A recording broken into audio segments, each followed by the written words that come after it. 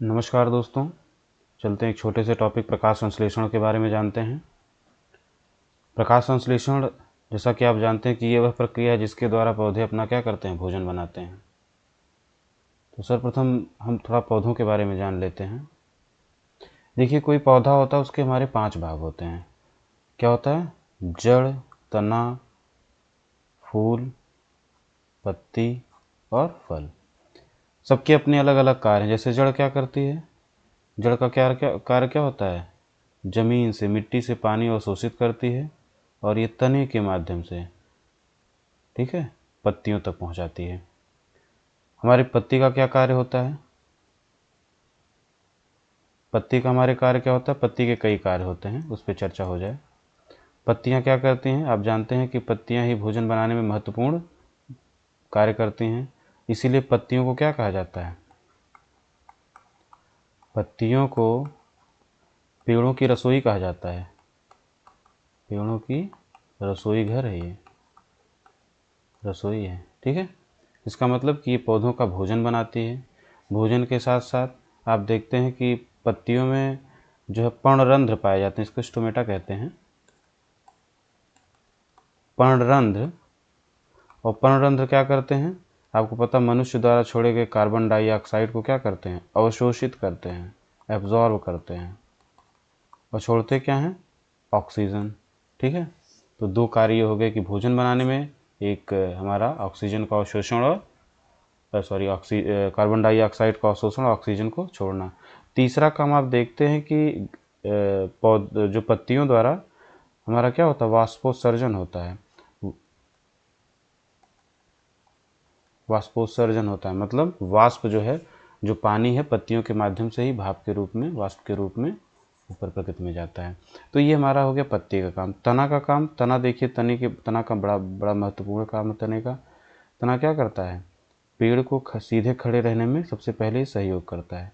और जो यहाँ से खनिज लवण और पानी, सिर्फ पानी नहीं, जड़ों के माध्यम से पानी और खनिज लवण जो पत्तियों तक पहुँचाया जाता है, वो उसमें तने का भी अहम रोल होता है, तन, ठीक है। अब क्या होता है? फल। फल हमारा जो फल क्या करता है? बीजों की सुरक्षा करता है। इसके अंदर बीज होते हैं, वो बीज क्या करते हैं? एक अनुकूलित वातावरण मिलता है उनको, जो ज़रूरी होता है, फिर वो क्या करते हैं? नए पौधों का निर्माण करते हैं, ठीक है। फूल आप जानते हैं, फूल भी इसी तरीके से है कि फूल जो है पौधों में, फूल के द्वारा ही हमारे क्या पाए जाते हैं? फलों का निर्माण होता है। तो ये हमारे मुख्य भाग थे जो है पौधे के। अब आइए थोड़ी सी चर्चा करते हैं कि कार्बन डाइऑक्साइड क्या प्रक्रिया। देखिए, कार्बन डाइऑक्साइड में जो है पौधे क्या करते हैं? पौधे सूर्य के प्रकाश की उपस्थिति में, मतलब जैसे घर में हम खाना बनाते हैं किस पे? गैस पे। तो सूर्य के प्रकाश से क्या मिलती है? ऊर्जा मिलती है। सूर्य के प्रकाश की उपस्थिति में कार्बन डाइऑक्साइड कहाँ से मिलती है? प्रकृति से। जो ह्यूमन बीइंग, इंसान जो है, जो कार्बन डाइऑक्साइड छोड़ते हैं, उसको क्या करते हैं? पौधे लेते हैं कार्बन डाइऑक्साइड की उपस्थिति में। और क्या है? खनिज लवण और हमारा जो यहाँ से अर्थ से, जो मिट्टी से जो हमारा खनिज लवण और पानी जा रहा है, उस पानी की उपस्थिति में क्या होता है? रासायनिक क्रिया होती है। क्रिया होने के बाद क्या बन जाता है? हमारा ग्लूकोज का निर्माण होता है, C6H12O6 प्लस O2, जो ऑक्सीजन है, जो जिसका अहम रोल है, लिखा है ना कि एक ऑक्सीजन उप उत्पाद के रूप में निकलती है, जो कि पृथ्वी पर अधिकांश जीवन के लिए महत्वपूर्ण। अगर ये ऑक्सीजन ना निकले तो आप कल्पना करिए कि यदि अगर हमारे पेड़ पौधे ना रहें तो मनुष्य का जीवन संभव नहीं होगा। ऑक्सीजन की हमारी क्या हो? अवेलेबिलिटी, उपस्थिति नहीं होगी, और मनुष्य अपनी जो रेस्पिरेशन सिस्टम उसका ख़त्म हो जाएगा, सांस वो नहीं ले पाएगा, ठीक है। तो इसको थोड़ा सा आप ऐसे लिख लीजिए, 6CO2 6H2 6, बैलेंस कर दे रहा हूँ। तो आगे बढ़ते हैं।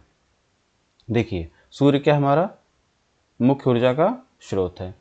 दूसरा, क्लोरोफिल। हाँ, आप जानते हैं कि हरा वर्णक होता, पिगमेंट होता है, जो पत्तियों में पाया जाता है, जो कि सूर्य के प्रकाश के अवशोषण में सहायता करता है। जो हमारी पत्तियाँ होती हैं, लीव्स होती हैं, इनमें क्या पाया जाता है? एक पिगमेंट पाया जाता है, जिससे पत्तियाँ क्या होती हैं? हरी होती हैं। क्या दिखती हैं? हरी दिखती हैं। और ये क्या होता है? ये हमारा जो सूर्य के प्रकाश के अवशोषण में सहायक होता है, ठीक है। पानी आप जानते हैं कि जड़ों के माध्यम से मिट्टी द्वारा अवशोषित होता है पानी और खनिज लवण। यह प्रक्रिया पौधों को जीवित रहने और बढ़ने के लिए ऊर्जा प्रदान करती है। पृथ्वी पर पारिस्थितिक तंत्र एक महत्वपूर्ण हिस्सा है। बिल्कुल है, पेड़ पौधे पारिस्थितिक तंत्र पृथ्वी पर पारिस्थितिक तंत्र के लिए एक महत्वपूर्ण हिस्सा है। आइए एक चीज़ और देख लीजिए कि जो पत्तियां हैं क्या करती हैं। जैसे पत्तियां अभी यहाँ मैंने चर्चा की थी, पत्तियां क्या करेंगी, भोजन बनाएंगी और भोजन बना के क्या है, पौधे के सभी भागों में क्या करेंगी, वो भेजेंगी भोजन। जितने भी भाग हैं मतलब वो क्या है, आप देखते होंगे, इसीलिए कहा जाता है कि पत्तियों द्वारा जब फ्लोएम भोजन बनता है तो फ्लोएम के द्वारा पौधों के क्या है, सभी भागों में पहुंचता है। तो इसलिए फ्लोएम एक जो है फ्लोएम का उपयोग क्या होता है, फ्लोएम का उपयोग हमारा क्या होता है, पौधों के सभी अंगों तक भोजन। ऐसा जाइलम होता है हमारा, जाइलम क्या है, जाइलम क्या, जल और खनिज लवण का अवशोषण करके पौधों के पत्तियों तक या अन्य भागों तक क्या है, पहुंचाना हमारा। तो ये हमारा जाइलम का काम करता है। ये दो छोटी चीज़ें आपसे चर्चा हो गई। आगे बढ़ते हैं, इससे संबंधित कुछ हमारे महत्वपूर्ण प्रश्न बनते हैं। वो कौन से प्रश्न हमारे, वो हमारे प्रश्न जैसे देखिए ये 8-10 प्रश्न है जो परीक्षा में इस टॉपिक से यही प्रश्न आते हैं। जैसा क्या, प्रकाश संश्लेषण की प्रक्रिया के लिए कौन से 4 घटक हैं। तो आपको पता है, आप ऐसे ही देखते हैं कि जब आप CO2 प्लस जल, ठीक है, जब जल मिलता है तो यहाँ क्या कहते हैं, सूर्य का प्रकाश रहता है, ठीक है। फिर हमारा क्या हो जाता है, और पत्तियों में क्या पाया जाता है, हमारा क्लोरोफिल, क्या पाया जाता है, क्लोरोफिल, जिसकी वजह से पत्तियां हरी रहती है। और क्लोरोफिल का कार्य क्या होता है, ये प्रकाश के अवशोषण में सहायता देता है। फिर हमारा ये देखिए ग्लूकोज बन जाता है, ग्लूकोज मीन्स कार्बो C6H12O6 प्लस हमारा ऑक्सीजन ये निकलता है, ठीक है। तो ये तो पौधे इसका क्या करते हैं, उपयोग कर लेते हैं, और ऑक्सीजन प्रकृति में क्या करते हैं, छोड़ देते हैं। जिससे क्या होता है कि मनुष्य ऑक्सीजन कहाँ, पेड़ पौधों से प्राप्त कर लेता है, और इसका उपयोग पौधे क्या कर लेते हैं, अपने भोजन पोषण और अपनी वृद्धि विकास हेतु तो ये क्या करते हैं, अपने समस्त अंगों में भेज देते हैं, ठीक है। प्रकाश संश्लेषण के दौरान पौधे किस गैस का उपयोग करते हैं और किस गैस को बाहर निकालते हैं। जाहिर सी बात है, प्रकृति से हमारा क्या लेते हैं, देखिए कार्बन डाइऑक्साइड पौधे प्रकृति से लिए और ऑक्सीजन को क्या किया, उन्होंने छोड़ दिया। पौधे में प्रकाश संश्लेषण की प्रक्रिया कहाँ होती है, यह पत्तियों में मौजूद क्लोरोप्लास्ट हरित लवक नामक कोशिकांग में होता है। आप जानते हैं, इसीलिए क्या कहा जाता है, पत्तियों को पौधों का रसोई घर कहा जाता है। क्लोरोफिल में कौन सी धातु पाई जाती है, बहुत ही अच्छा प्रश्न है कि क्लोरोफिल में कौन सी, ये मैग्नीशियम धातु पाई जाती है। ये परीक्षा में आया हुआ प्रश्न है, इसको ध्यान दीजिएगा, ये मोस्ट इंपॉर्टेंट प्रश्न है। तो ये हमारी कहाँ पाई जाती है, क्लोरोफिल में मैग्नीशियम धातु पाई जाती है।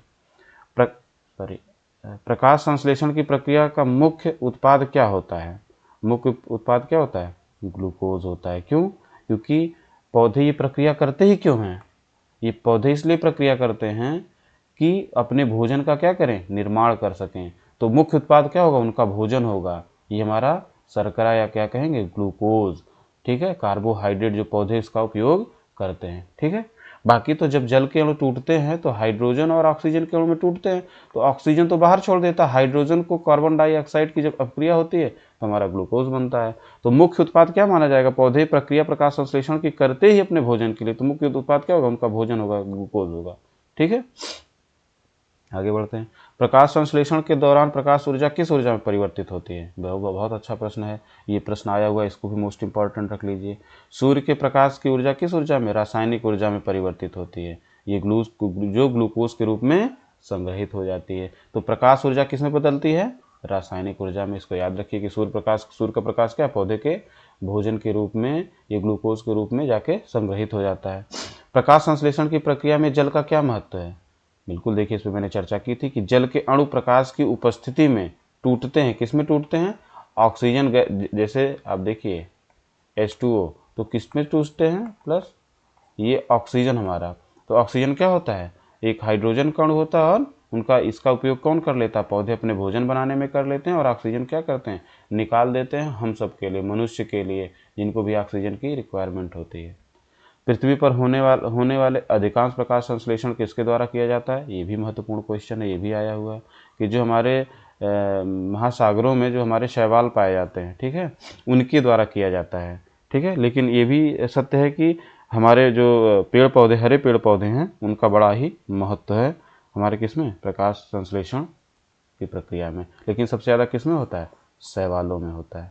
ठीक है, अलगी जो हमारा पाया जाता है कहाँ? समुद्र में और भी अन्य जगहों में पाया जाता है, नदियों में और चीज़ जगहों पे। तो प्रकाश संश्लेषण के लिए सबसे अधिक प्रभावी प्रकाश किस रंग का होता है? ये भी महत्वपूर्ण क्वेश्चन है। इस पेज के लगभग सभी क्वेश्चन महत्वपूर्ण हैं।